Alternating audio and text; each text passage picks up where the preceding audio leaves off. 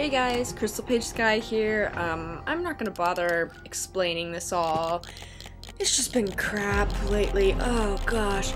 Basically, this is post-commentary, and I'm going to explain in the next video. It's all very confusing because I swore that I had the commentary for this episode, but I didn't. So, I had to kind of think fast, and so now I'm recording. And here I am, and I was trying to think of things that I could do. And I came up with the idea that I'm not sure you guys are gonna like, but I think it's fair, I guess, to I guess it's fair, like, because I keep telling you guys, like, oh, I'm a writer, I do writing, but I would say about 95 to 98% of you guys have never actually seen any of my writing. If you follow my DeviantArt, then you will have seen some of my writing.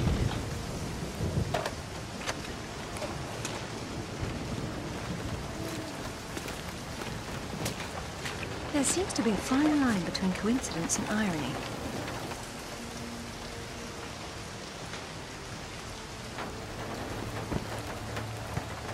You sure about that map? Unfortunately, there was some nonsense about the discovery of the real King Arthur's tomb here years ago, soon discredited. And yet another roadside attraction was born. Well, let's see what we can see, shall we? At least it should be educational. But, so I thought maybe I'll just read you an excerpt from one of my stories, like chapter 1 or something, and then you guys can actually see that I'm, you know, not lying or Either anything. housekeeping should be fired, So, or no one's been inside. I'm recording this all at once, so there's gonna be odd little breaks and stuff where I cut for scenes, and I think in this episode I got really frustrated with this one part, like a puzzle kind of thing. Eventually I had to look it up, Now, so I don't know how long this episode's actually gonna be. Go for it, Laura. Test So, your royalty. I'm going to try and keep this reading short, but I'm going to be reading you one of my older stories, and it's one that I've done a lot of work on. It doesn't really have a name yet. I usually come up with names way later. Yeah, I've put a lot of hard work into this. It's a sci-fi story, and I guess I'll just dive right in. Chapter 1, License. I was in my room. Sparky was cruising along, I'd say at about 20 miles per hour. He was in his house form, so my room had 2 windows looking out into the stars. My bed was circular with dark purple covers and so many pillows you could bury yourself in them. King of England jokes. The walls were midnight blue, with little glittering stars that were silver. I had a bookshelf stacked with books in different languages in the corner.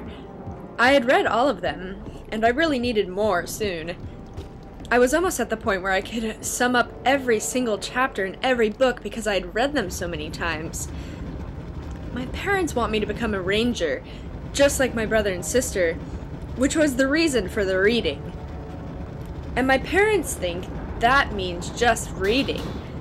But Caliber and Agora, the real rangers of the family, say that although reading is a good idea because it's good to know the traditions and history, but what really matters is getting out there and doing stuff. A ranger's real job, Caliber says, is going out there and acting on impulse, not learning and just sitting around. Agora always tries to be the responsible one and tells Caliber off for saying that, but then we all end up in a pile of laughter.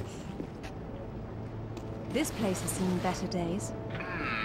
It's been condemned since the death of the owner, one Professor Worth. I shudder to think that at one time he had students. There was a light tap on the metal door that made me jump. Sparky put a camera on the person, and a digital image of Agora waiting outside my door appeared by my bedside. "Come in, Agora," I said. The door slid to the side, and in stepped Agora, radiant as always. She was wearing her pajamas, a tank top with swirls of light blue and silver, with mini shorts that were dark blue with little stars on it. Agora's hair fell to her upper thigh, and it was light blonde with faded streaks of auburn that were barely visible. They must be electric. I'll have to find the power main. The place is locked up pretty tight on the ground floor. Probably have to try up higher. Most people didn't notice this because it was so subtle, but the last 4 or 5 inches of her hair faded to light purple. She had it up in a high ponytail with 2 long strands of hair framing her face, just as she always had it. Agora was 25, 11 years older than me. Also, like 11,000 times prettier than I was. Since she was tall and pale with the most beautiful eyes I had ever seen, deep purple rimmed with dark blue.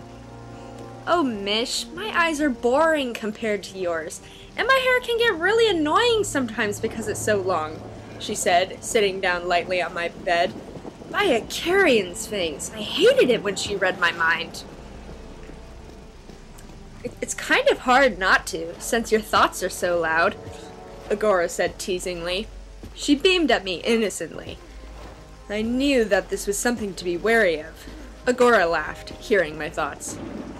"What is it?" I asked, watching her carefully. "Your 15th birthday is coming up," Agora stated. "Yeah, so?" It was still another 3 months until my birthday, and usually we didn't do anything big. We would just return to our parents' house and have a low-key party with only close relatives. As I was really bad at big social situations, we usually left within 3 days. I was so shy with people I didn't really know, and yes, this includes my parents, because I'd been living with Agora and Caliber ever since I was 4. It was embarrassing how shy I was. My parents thought I was a really quiet girl who listened to everything I was told and never questioned anything. But the truth was that I was completely the opposite of that. Or so I liked to think. "Mashara," Agora said in a sympathetic voice. I looked up at her. "You're not at all shy." "Oh, great.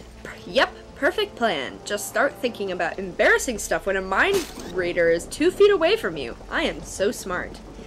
If you want me to stop reading your mind, I can try to ignore you, and you can try not to think so much," Agora said, sympathy in her eyes, but I wasn't fooled by that. She was totally teasing me.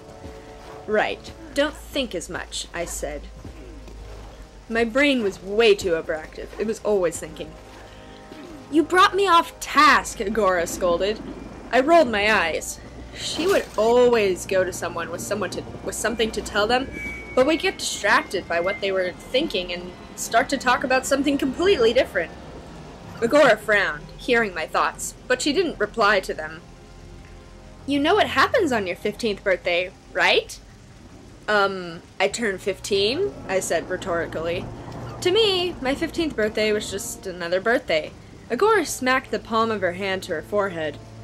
"You mean Caliber didn't tell you?" she asked, staring intently into my eyes, which meant that she was searching through my thoughts. The last thing Caliber had told me was that Darmanian women were impossible, and he wanted me to stay away from them so they wouldn't influence me. And before that, he had told me that the key to success was to hack into computers and steal all the money, but he had been kidding. Ugh, that Caliber! I told him to tell you! But no, he had to advise you on Darmanian women. Agora paused, and then added, "Hey, but you make sure to stay away from those women. They are bad influence." "So, what was Caliber supposed to tell me?" I asked casually, but inside I was burning with curiosity. Agora was acting like it was really important. "It is important!" Agora seemed quite agitated. "You see, when you're 15, you can apply for a ranger's license."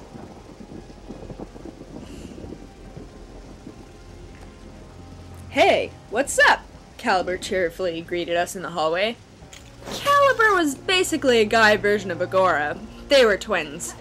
The only difference was that his hair was short and spiky and there was no purple in it, and that he was about 4 inches taller than Agora. He had a slightly more prominent jawline than Agora, being a boy and all. while Agora's nose was a little more upturned than her brother's. Caliber also had a scar that ran from just under his right eye to his jaw. He had had it ever since I had moved in with him, 10 years ago. Yes, I have that look on my face, Caliber, Agora suddenly burst out. She must have read his mind. You idiot! You forgot to tell Miss Shara about the license! Agora yelled. He put up his arms in defense. Oopsie, Caliber said guiltily. He smiled at me. At least you know now. Caliber, Agora started warningly, but suddenly an alarm went off, red lights flashing above us. We're under attack! Caliber yelled and promptly disappeared through a wall. Yes, I did say he went through a wall. Caliber can change his body's density, being able to walk through solid objects or withstand a high amount of pressure without getting injured. Mish, get your battle gear and close-range weapon. I think these are Harleons, Agora yelled, already running down the hall to change out of her pajamas. Prepare for transformation defensive, Caliber's voice blasted through the speakers on the wall. As I ran down the hallway, Sparky was changing from house form to defense form. The plaster walls swiveled in, and in its place came metal sheets enforced with diamonds. Sparky was changing so fast from house to defensive that it was kind of hard to believe. He had never changed this fast. We must really be in danger. Oh, and for those who are wondering, Sparky is our spaceship.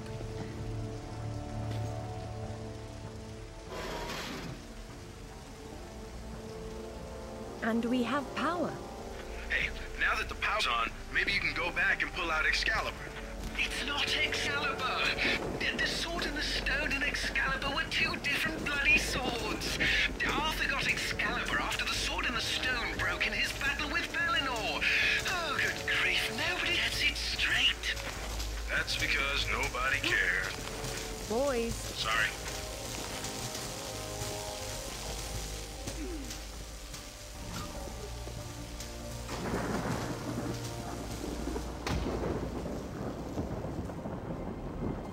Come ye hither and hearken to ye tale of King Arthur, how he was reared by Sir Ector, but born yea verily of Eloy. Enter, Sir future king, Merlin deems you worthy. The real Merlin would roll around in the mud and bark at you, and I'm being generous by calling it mud. There's no difference between stupid and charming with you, is there? Well, that's chapter 1 of my dubbed Miss Shara story. Behold ye holy grail! Such a boon of yon cup of Christ did verily appear to Arthur and his knights, whereupon several amongst them did quest for to find it anon.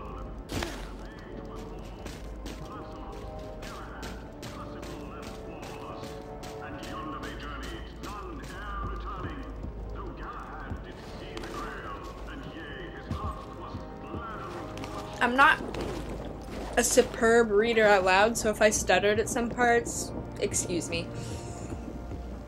And, yeah. I hope you liked it. I bet you guys weren't even paying attention. I would love to read more stuff for you guys, just let me know. Yeah. I have a lot more time on my timer. So that there would be no squabbling betwixt ye knights, Merlin bequeathed upon Arthur yon round table, which was the table neither square nor buttressed, but circular in form. 'Twas a symbol of unity and equality, and 'twas from whither Arthur's knights took their name, the Knights of the Round Table. I'm assuming you're taking notes. Yeah, verily. So I'm gonna have to think of something to say. Okay. Oh! So I've been thinking I want to make my LPs a little more fun by, like, every LP, there'll be a point in it when I put a song into the LP. Thus didst King Arthur gather round his person ye greatest knights of ye realm, that they might be paragons of chivalry and virtue. Gaily they camest, Yea, and 'twas an assembly as had not before been seen, and verily there was much rejoicing. And it'll be the same song, or maybe not, I don't know. And then at the end, I'll have like a poll and say, who can find the song? And then, I don't know, it sounded a lot better in my head. But, yeah. So, random facts time! Woo! Okay, did you know that you can make every single letter of the alphabet with pretzels? You can bite off certain parts and it'll make different letters of the alphabet. It makes every single one. It's awesome, although there are some really hard ones, like S is really hard. Another random fact. Woo! The hyena has the strongest bite in the entire animal kingdom. I know, you'd think it's the lion, but it's not. It's the hyena. I forgot how, but it's a crazy amount. It's like 300 or like 400 pounds per square inch. That is hella strong. Hyenas rule. I'm just gonna say that now. Hyenas, oh yeah, badass. Anyway. Let's do another random fact, because I still need to fill up more time. Speaking of strongest jaws, the Rottweiler has the strongest jaw of all dogs. So, make sure your why did I say what? That was weird. Rottweiler doesn't have biting issues. It's actually pretty close to the hyena, I think. I can't remember. Anyway, moving on to another random fact. Woo! Oh, speaking of strong jaws and dogs, what is it called? The German Shepherd dog has the second strongest jaw or biting power, crushing power, you know. It's the second strongest behind the Rottweiler. In all dog breeds, and the way that this was achieved was because apparently, I haven't actually researched this too closely, but Animal Planet said so, that German Shepherds were bred with wolves, and the wolves gave them that really strong jaw, and it also gave them that kind of wolfy look that we have today. So, there's some random stuff for you. And, have any more random facts about dogs? Because I'm a dog nerd. I mean, no, I'm not. Yes, I am. Don't believe what I say. Anyway, another random dog fact before I go, because I think this is enough time. Sorry, choking on popcorn. It's not fun. Last random fact is Border Collies, contrary to what most people believe, are actually the smartest dog breed. Most people think, are led to believe, blah blah blah, that the Poodle is the smartest. But no, it is actually the Border Collie. And, yeah. So, suck on that, Poodle owners. Sorry, Poodles kind of bother me. They look so prissy. Oh, look, I have curly hair. I'm so cool. Oh, look, I never do anything. Actually, I don't know what poodles do. Yeah. Okay. So, I think we're going to end the video here. I'm totally not an animal nerd. I don't know what you're talking about. And, random facts galore. Woo!